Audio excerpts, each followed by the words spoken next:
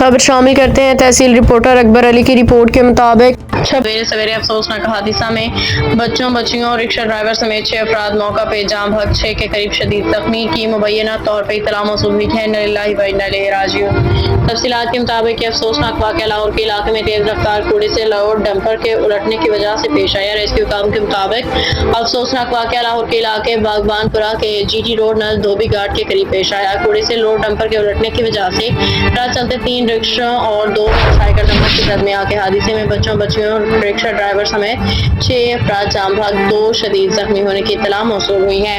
ये भी मालूम है कि घर से दीनी तालीम हासिल करने के लिए बच्चियां रिक्शा पे सवार होकर मदरसे की तरफ जा रही थी जो हादसे का शिकार हो गई। मुफ्ती अतीकुर रहमान अलवी मरकजी जमीयत अहले हदीस पाकिस्तान के नायब नाज़िम आला के मदरसे की 2 तालिबात जाम भाग हो गई हैं और इत्तला मिलने पर रेस्क्यू की टीम फौरी मौका पर पहुंच के इमदादी काम शुरू कर दिया।